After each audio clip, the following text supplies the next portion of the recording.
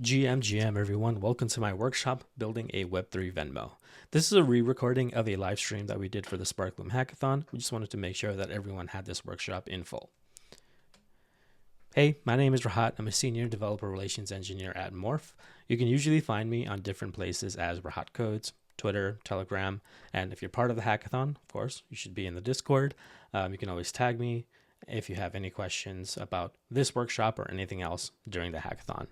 And even beyond the hackathon, if you're building something, you want some advice, you want to just like work through your idea, workshop it a little bit, or find some resources for helping you to build, I'm always a DM away.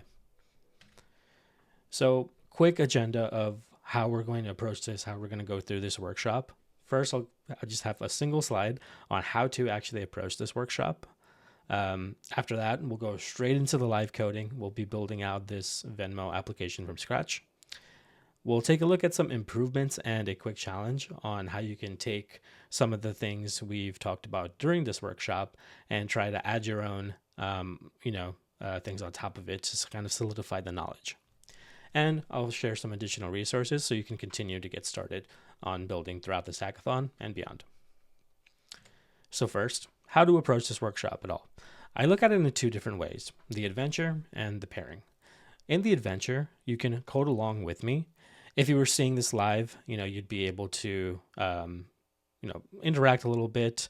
And I let people know that, because of the time constraints, we can't do stopping too many times for debugging. But in your case, if you're just watching this back, you can pause this video, code, whatever section we're working on at that moment, try it out yourself, really just like get in there and get your hands dirty. That's going to be one of the best ways to really like learn a lot of this stuff.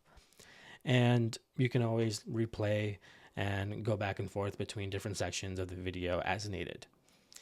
And at the end, you can, what you should really do is like after you've built this once, try to rebuild it again without the video. That'll like really help you just like have the knowledge seep in as much as possible. Next is the pairing. So you can pair with me. If we were doing this live, I'd let you know to let me know if I have any typos at this point that I'm on my own for that. But, ask your questions afterwards as well. Like I mentioned before, I'm available on Twitter, Discord, Telegram, wherever. But if you're just like looking at sort of like the non-adventure side, just really take time to like look through how we're structuring things, how everything is interacting with each other, all the different components and the different concepts that are used to like really build out this dApp, and let that kind of like sink in. And again, after you've watched the video, try to do it yourself. Maybe you need to watch it a couple times. Maybe you need to try once, sort of like doing the pairing side, and then try it again on the adventure side. All are valid ways to approach this workshop. But for now, let's get started with coding. I'm going to pull up my terminal, and I'm going to make a directory called Venmo Workshop. For folks who are unfamiliar with what Venmo is, essentially Venmo is an app that lets you send funds from yourself to a friend. Let's say you're in like a dinner setting, and one of the folks in your group decides to pay for the full bill and you want to pay them back your portion. You take out your Venmo, send them some cash. We're going to make a Web3 version of this. Since we're using Foundry, we're going to use Forge, not 4G, just Forge init. And we're going to use this flag --no -git. By default, Forge uses Git submodules, which can be a little bit confusing when you have like multiple parts of your app. Let's say because I'm going to be building out a front end too, and I just don't want things to clash. So I'm just passing this no git. Oh, let me actually cd into the Venmo workshop first. And now we can run our command. Cool. I'm going to open this up in VS Code, and you'll see that Forge has already scaffolded out a full project for me. Inside the source folder, you'll see your basic contra contract, which is automatically generated for you. I'm going to delete this. I'm going to delete their test as well. We have a separate workshop for testing, so if you want to dive into testing, make sure to check that out as well. And we'll leave the script for now. We'll rename it later. But let's get started with first our smart contract. So if you've ever done or gone through any of these smart contracts on Solidity by example, you might be familiar with this specific contract. If we think about what Venmo is, it's essentially kind of like a wallet, right? But what we want to do is we're going to make a smart contract wallet, one that can hold some ETH and transfer it to someone else, just so that we can have like a nice little web app interface for it. So we're going to call this contract Ether wallet, which is the exact same name of the smart contract if you're looking at it on Solidity by example. This will be slightly different from there. The first thing I'm going to do is create a global variable called owner.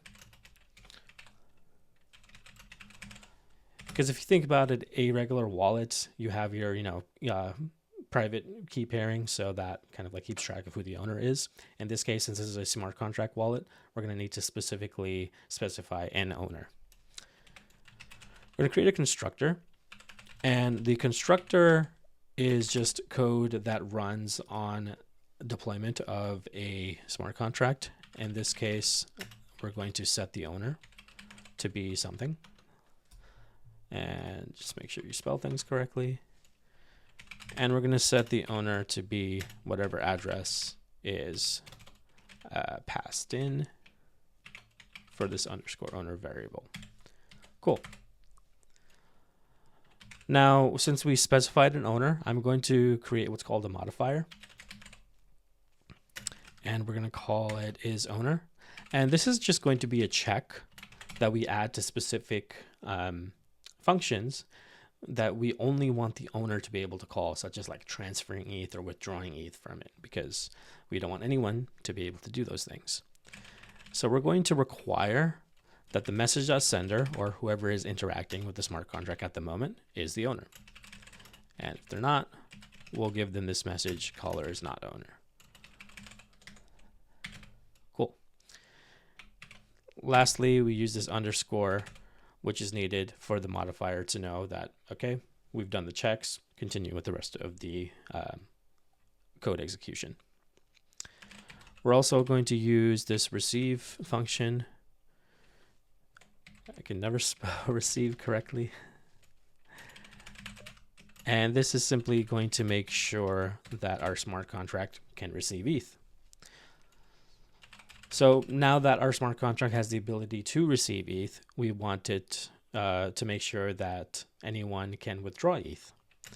So let's also do a withdraw ether function. It's going to take an unsigned integer. We'll say amount. So this is external. We'll add the isOwner modifier here. So now only the owner will be able to call this function.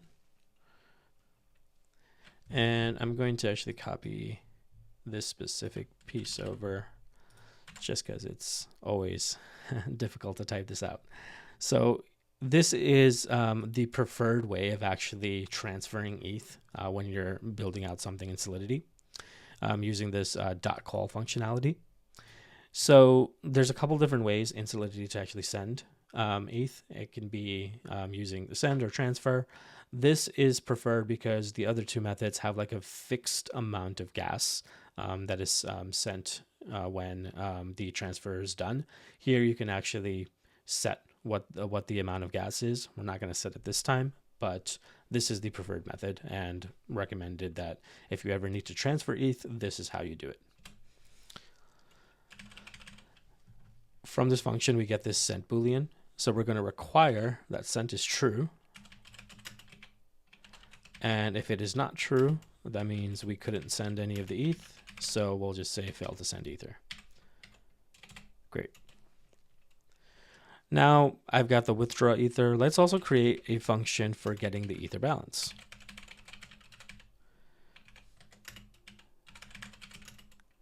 This is just going to be a view function, which means that we don't need to pay any gas to use it.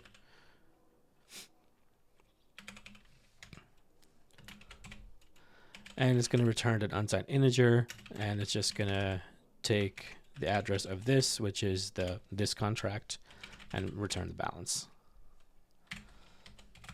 Cool. We've got that going. We just need one more function for just actually transferring ETH.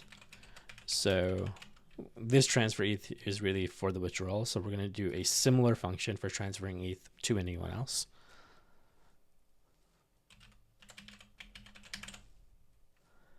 And it's going to be very similar to withdraw Ether, except it's going to first take an address for who we actually want to send the money to. So we'll just name that 2, and also an amount.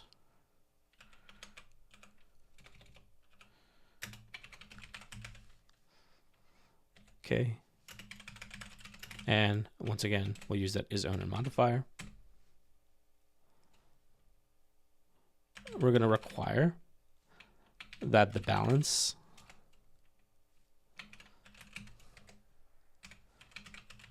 is greater than or equal to the amount. We want to make sure we have enough funds. If we don't, we'll send a message saying insufficient balance. And we'll also, I'll just copy these two parts over since it's very similar. It's the last one. We're once again going to use this method for transferring ETH. This time, instead of calling from the owner, we're calling from the 2 and sending the amount and requiring that we actually have that sent. Cool. So this is just a very bare bones basic Ether wallet smart contract using a modifier for isOwner. Now you can change a couple things here. You can, instead of building out your own modifier, use an Open Zeppelin library for, I believe it's called Ownable, to actually check for the owner and set the owner and everything. But I think it's also good just to understand how some of these libraries work. So we just coded it ourselves here. Now, if we were to just deploy this specific smart contract on its own, it would not be great, because if I deploy this, I can only be the owner of one single smart contract wallet. But I want to make sure that many people can deploy an instance of this. So we're going to actually add another contract on top of this, and we're going to use a common practice known as creating a factory pattern. And what a factory pattern does is you create a smart contract that essentially deploys another one. So we're going to create a factory contract that will deploy many instances of this Ether wallet. One thing I forgot to do is just rename this, so I'll just do that real quick.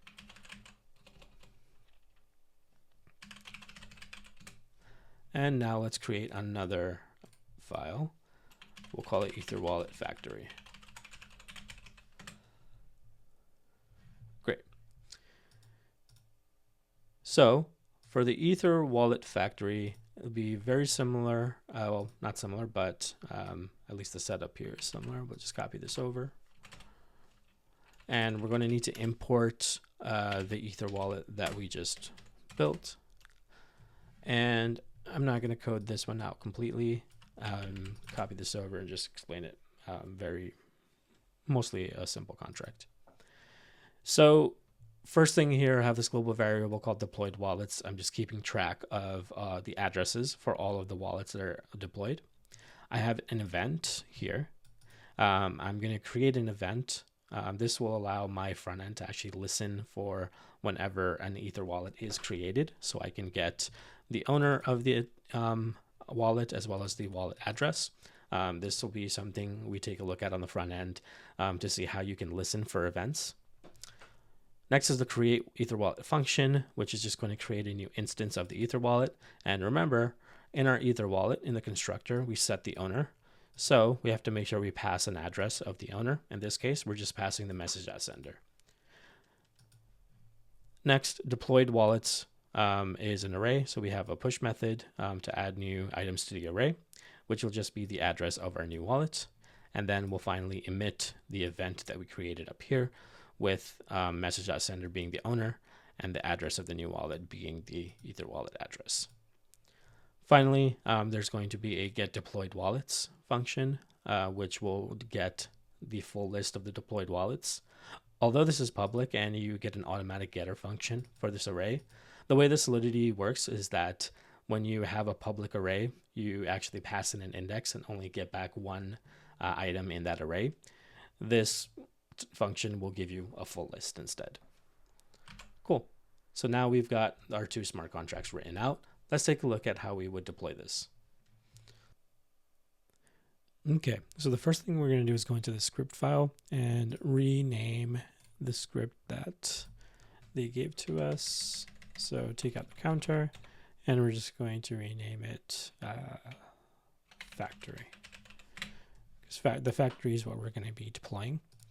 And I'm just going to copy over a script that I had pre-written and we'll just go through it really quickly. But this is a script for helping you to deploy your smart contract, in this case, my Ether wallet factory. So the Ether wallet factory is just imported. And the main thing to really look at here, this is the line that is going to actually deploy the contract for you. You just have a new instance of the factory.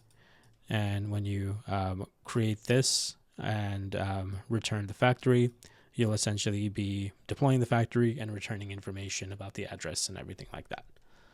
This start broadcast and stop broadcast will give you a bunch of logs in your console regarding the actual deployment process. Cool. So how do we actually utilize this script? First thing I'm going to do is create a .env file.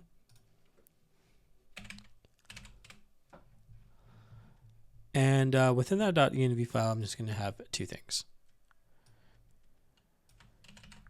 First, a deployer private key. This is a private key associated to some test net funds where you should have some Morph Testnet ETH to cover the cost of deploying the actual contract, and an RPC URL. In this case, it is just the RPC URL from our documentation. This is a public one that you can use for the purposes of this hackathon.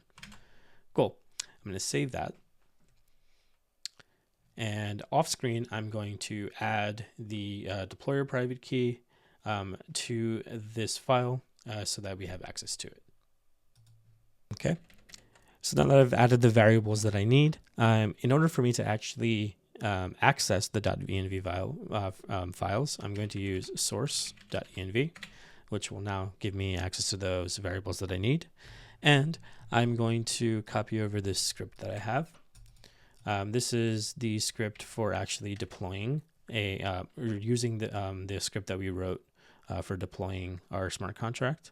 This is just a regular one I had for the counter, but let's update this to be factory.s.sol. And it's being passed the RPC URL. This is basically from the environment variables and the private key. And an important part here is to notice that this legacy flag is used. You'll need to make sure this legacy flag is here if you're deploying using Foundry to the Morph Testnet. Cool. So let's enter. Our contracts will compile, which is awesome. Everything is successful. So this is like that broadcast that's happening. That's just giving you just information about the full process. And cool. We got the on-chain execution complete and successful. This is the total amount we paid in gas, and this is the contract address, which you can look up on our Morph Testnet Explorer. Cool. We've got that deployed. Now let's work on our front end. Okay. So to build out our front end, we're going to be using Next.js. So I'm going to use yarn create next app. And this is going to scaffold out my Next.js project. We'll just call it front end. This is going to live inside of the of this actual directory here. We'll use TypeScript, ESLint, Tailwind. I like having the source. We won't use the app directory here. Cool. Now, if you recall earlier when I created the actual Foundry example using Forge, we passed in that --no git. The reason we did that because sometimes Next.js can also become a sub module itself. This way, when we commit this to GitHub, we don't have to worry about things being Git submodules and having just like this weird experience in Git. So you'll just have access to everything nicely and quickly within the repository. Cool. So additionally, I'm going to install a couple more things. We're going to yarn add wagme, VM, and we're also going to add the Tensestack React query. Wagme and VM are what we're going to be using on our front end. These are the tools we'll be using to interact with our smart contract. Tensestack React query is needed by Wagme to function properly. So these are stuff that you can find in the Wagme getting started guide. So I'm got all of that ready. I'm actually going to cd into my front end and run yarn dev, which will run all of this locally at localhost 3000. Bring that over here, and at the beginning you'll just see this little Next.js scaffold. Cool. So let's get rid of these things and just go into our front end stuff. The first thing I want to do actually is create a Wagme configuration. So we'll call it wagme config.ts. And here we're just going to configure Wagme to actually work with the Morph Testnet. We recently had a PR merged into Wagme so that you have full support on that side of things. So to get that working, I'm just going to copy and paste this over. And this you can pretty much find some, or at least some variation of this inside of the Wagme documentation. But what's happening here is that we're configuring, we're creating a config file that will pass to Wagme that basically says, okay, the chain we're going to use is Morph Sepolia. The connector we're going to be using is MetaMask. You can use several different types of connectors. For simplicity's sake, we're just going to stick with MetaMask for this workshop. So I'm going to go ahead and save that. Next, I'm going to go into the underscore app.tsx. And we're going to make sure that we have access to Wagme throughout our entire application. And to do that, we're just going to import Wagme provider, the config that we just created, as well as these query clients from Tensestack Query, and wrap our entire app inside of these, both the Wagme provider and the query client provider. This just makes sure that we now have access to the Wagme React hooks throughout our entire application. Cool. So that is the setup. Our setup is now fully complete. I'm going to remove a lot of the stuff that we don't need in here.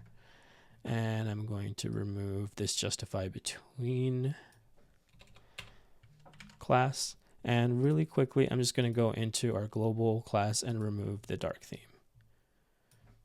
I like dark theme, but with the styles that I'm using within this specific workshop, it just works better in a light theme. Cool. So with that completed, let's create our first component. The first thing we want is to get ourselves connected with our wallet, right? So I'm going to create a new folder, call it components. And our first component, we're going to call it wallet options.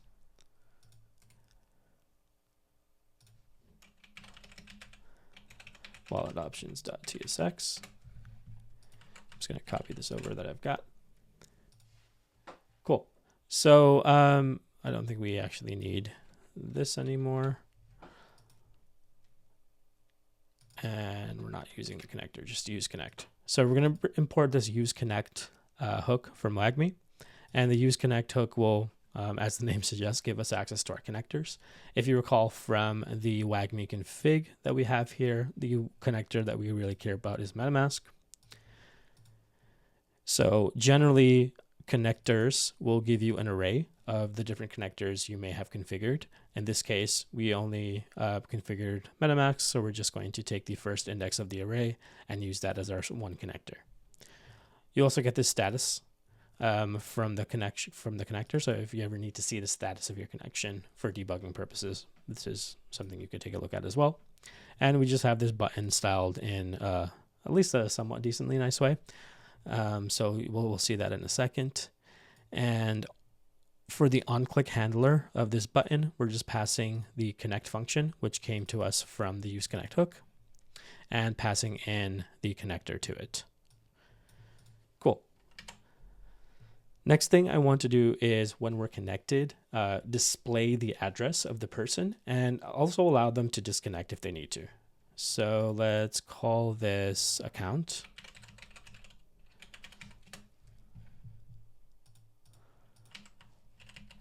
Paste this over, and I'm actually going to just remove a couple items that we don't need. We're not going to use any of the ENS stuff in this workshop. Cool, but let's take a look at this.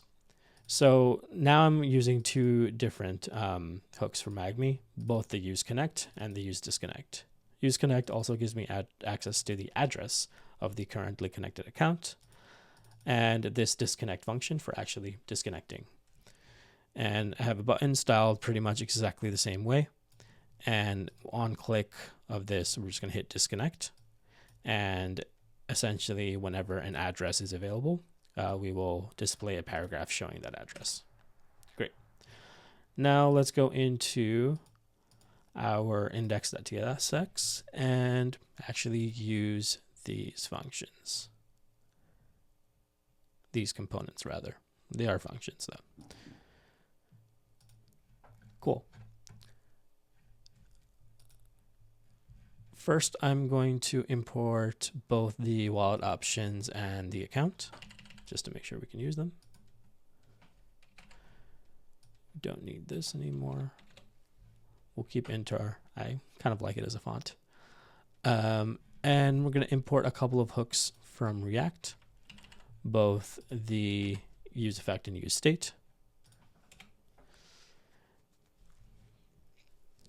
We're going to have this piece of state here, which might seem confusing at first, but it is going to save your life when using Next.js with some of this stuff. So we're going to use the state to check whether the component itself has mounted or has not mounted. If you've ever used Next.js with a number of different Web3 libraries, WAGMI included, not all of them are compatible with server-side rendering out of the box, which is what Next.js provides. And what happens is on the server-side rendering, it renders some HTML, and then on the client side, it renders some HTML. What Next.js looks for is to make sure that the initial HTML rendered on the server side matches the initial HTML rendered on the client. When you're using some of these libraries, that may not happen. There may be a mismatch. So I'm going to show you how to avoid that mismatch. You might have seen like hydration errors pop up. This is going to help you avoid that. I'm also going to take this isConnected state variable, or Boolean rather, that is available to us from useAccount as well, from MagMe. I'm going to create an effect, useEffect, and just on mount, set has mounted to be true. And to make sure this runs on mount, we're just going to pass an empty array here. Now I'll add this if statement. If we haven't mounted, we're going to simply return null. So now the initial render of both the server side and the initial client side are both going to be null. We don't have a mismatch. And when we set this state to be true, we'll get a re-render with the correct HTML. Let's use this. Let's call this function connect wallet.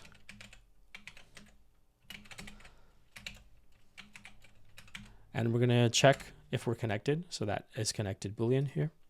If we are connected, we're just going to return our account, which will display our account details, as well as the disconnect button. Otherwise, we'll just return our wallet options and allow the user to actually come in and connect. Let's render that component here. Let's going to be called connect wallet. And let's take a look at how that looks.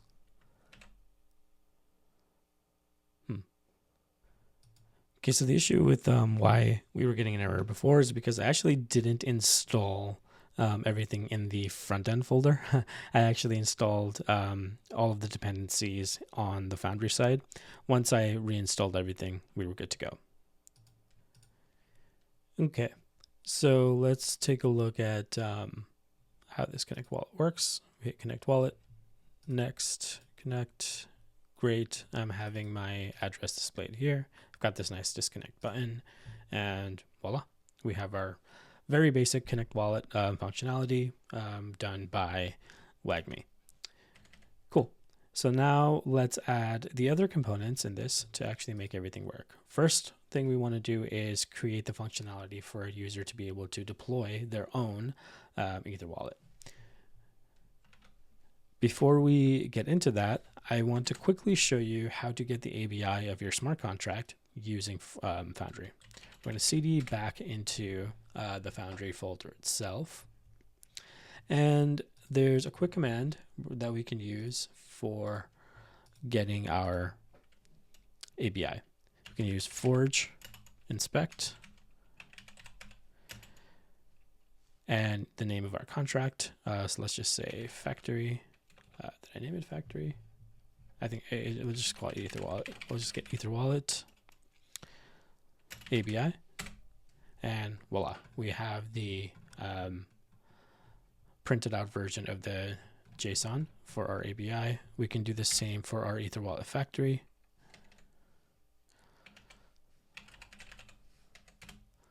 And get that as well. I've already got these saved, but that's how you would actually get the ABIs if needed. Cool. So I'm just going to first create a folder within source in our front end folder and call it ABI. And this is just going to be where our ABIs are located. So we'll need two ABIs, one for the actual factory and one for the wallet. So we'll call it factory.json, not JSON.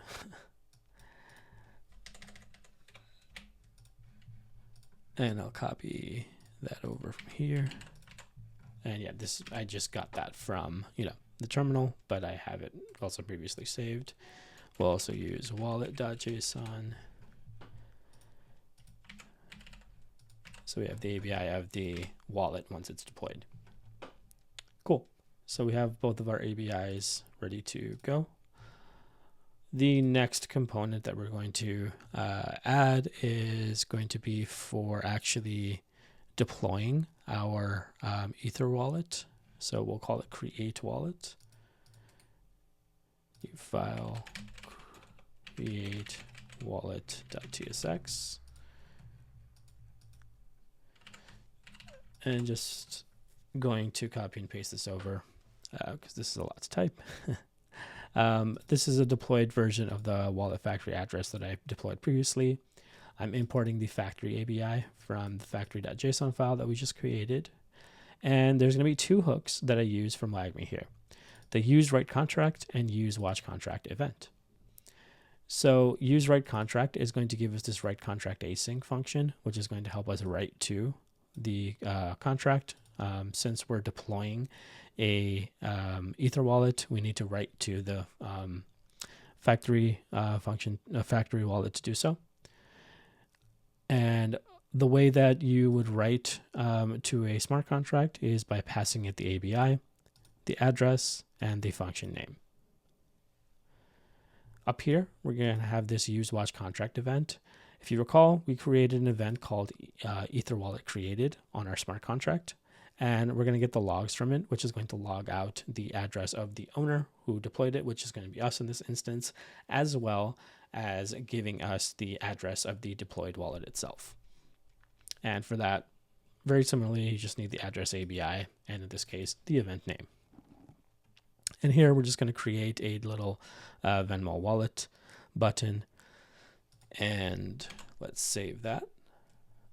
I'm going to import that into our index now.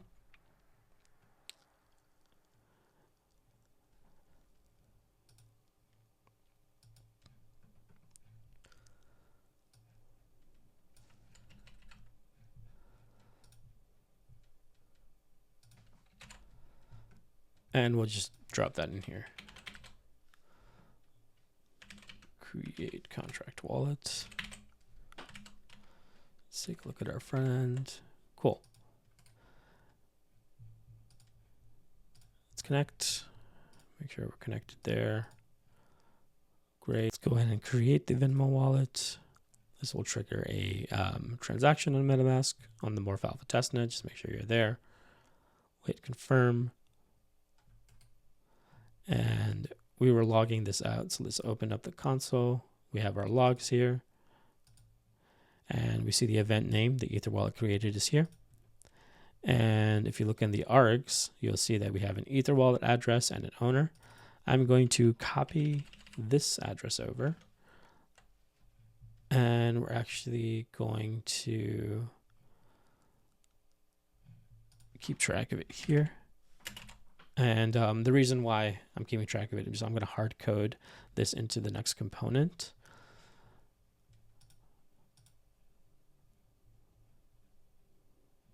And the next component is going to be for actually sending ETH.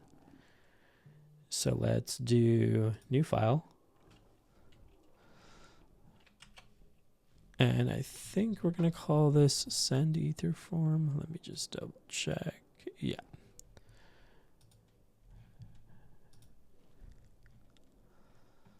Yeah. All right. So we're going to call this send ETH form.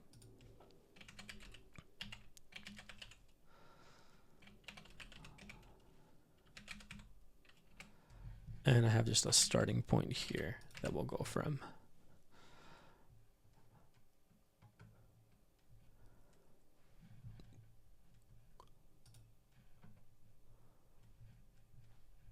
And I'm going to keep track of that Ether wallet address up here.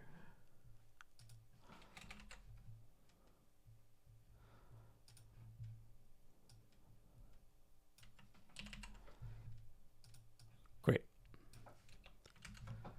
So let's take a look at how this looks by importing it in.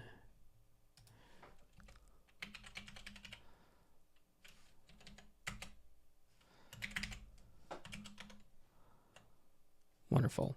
So I've got a little form here where I'm going to be sending some funds to. As of now, the component is really just scaffolded out with the UI.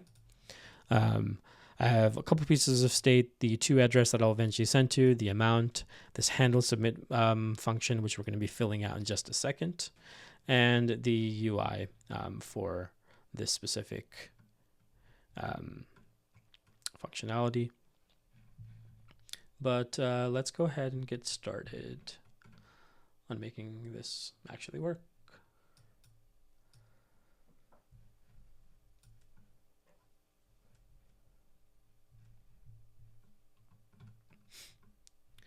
So there's a couple of hooks that we're going to need, surprise, surprise, from WAGMI. I'm going to import all of those here. Use read contract, write contract, and use wait for transaction script. We'll see how all of these work together in just a second. But I'm also going to import a couple other things. Format ether and parse ether from VM. This is going to help us with dealing with big integers that come in from VM that are returned from the contract, as well as, of course, the Ether Wallet API, because we want to actually interact with this specific address. Great.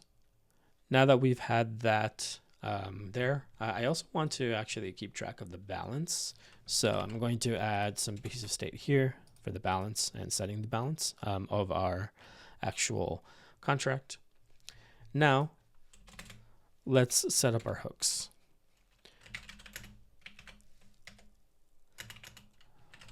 From write contract, We're going to, of course, make sure we get that right contract async again. But we're also going to take this data out of it. And the data is going to be renamed hash, because the data is just a hash of the eventual transaction that gets processed. And we'll use that in a second. Now we're also going to need stuff from use read contract, which takes an ABI. In this case, it's our Ether wallet ABI, an address, which is our Ether wallet address, as well as a function name that we are going to be calling, which is the get Ether balance.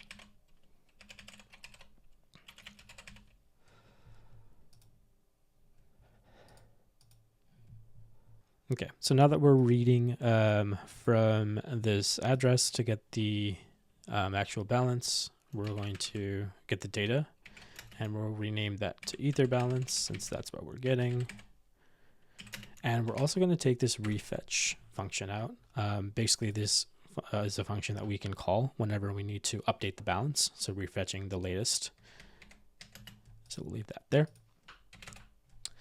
And the last hook that we're going to set up is going to be with our use wait for transaction receipt hook.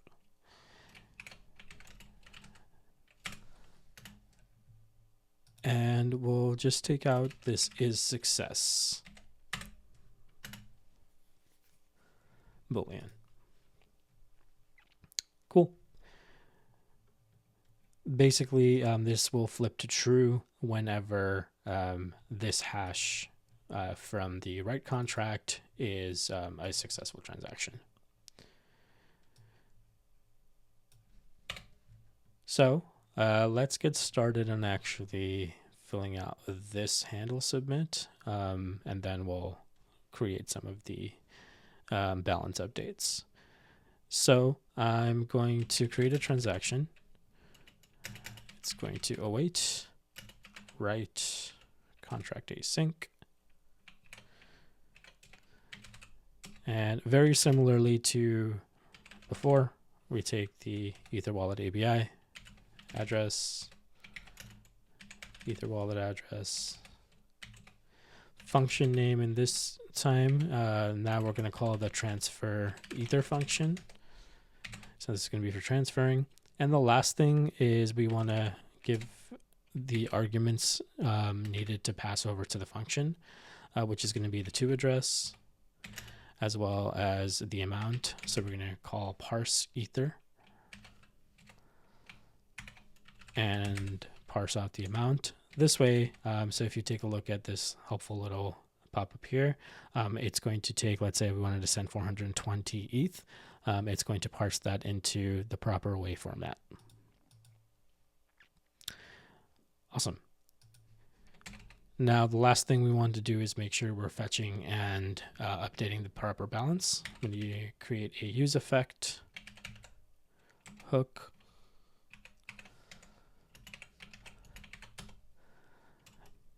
if is success, we're just going to refetch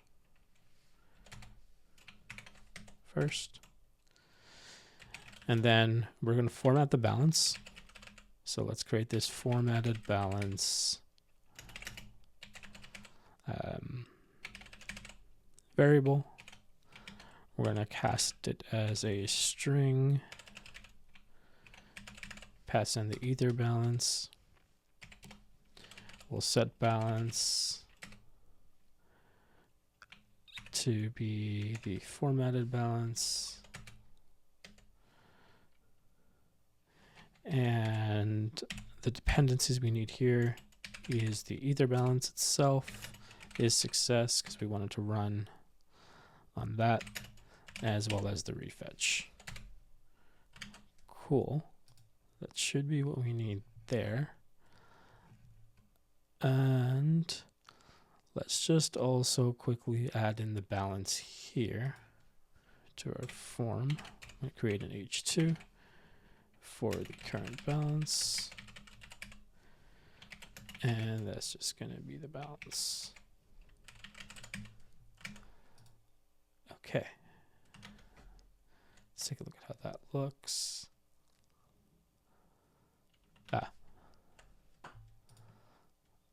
Got to make this an async function. Okay, great. So we have a balance of 0 showing up, which is what we expect. I'm going to send some ETH over to this address. So this address is not the one here. That's my address. I need to send it to this address just so we can see that displaying. So I'm just going to go into my MetaMask wallet and send some ETH on the Morph Testnet. I'm just going to send like 0.01. Confirm that. Let that go through real quick.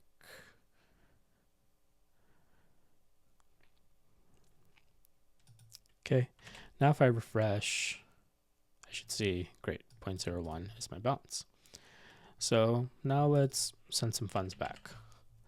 I'm going to put in my address here, send 0.05 ETH, 0.005 rather. Send that over. Should trigger a transaction, hit confirm, and boom. That has been updated to 0.005. Great. So now we've got that bit of functionality working.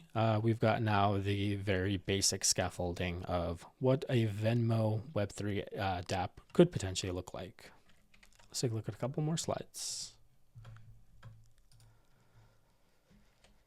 So there are definitely a bunch of improvements that you can make to the application itself. You can index or save the created addresses so that users can log back in and continue using their contracts. Right now, I'm hard coding a deployment of a single contract. So definitely take a look into that side of things if you want to build something like this or build it out further. You can give ability to search for contracts or find a list of available contracts. Remember, we have an array of all deployed contracts. Maybe you want to take a look at that and see how to, navigate through there a little bit. Next, disable the UI based on user logged in states. Right now, I'm just kind of like freely displaying all of my components on the index. Definitely don't want to show probably like the ETH, send ETH forum or like the creation button if the user is not logged in. So definitely improvements there that you can make. Here's a quick challenge for you if you want to kind of like continue on your learning path and try different things, make this a little bit more difficult. One, add the ability to transfer ERC20 tokens to the dApp. You can use the QR code there to mint a bunch of test tokens. This is just a random ERC20 token that I deployed onto the Morph Testnet. You can head over to this QR code and mint as many tokens as you'd like. If you do decide to do this, definitely drop your update in Discord or share it on Twitter. Make sure to tag at MorphL2 as well as myself. We would love to see the end result of what you do. And just remember, you're not actually required to do this for the hackathon. This is just for fun if you want to go in and continue your learning journey. And as I said before, I just would be sharing again our developer resources. You can take a look at this QR code, scan that. It'll take you to a GitHub repo where it will contain some of the code that we went over today, as well as different, different Foundry templates, hard hat templates if you prefer hard hat, and a basic kind of like front end for like a counter if you wanted to get something like a little bit simpler to start from. So definitely take a look at those resources. If there's any type of resources that you feel you need in addition to that, definitely reach out to us. We want to add things that are useful to you. That's why we didn't like populate it with a million different things. We just added a few things for now. And we want to hear from you about what you need in these resources. So thank you for joining in on this workshop. Thank you for participating in the Sparkle Hackathon, and really looking forward to seeing what folks are building. Thanks.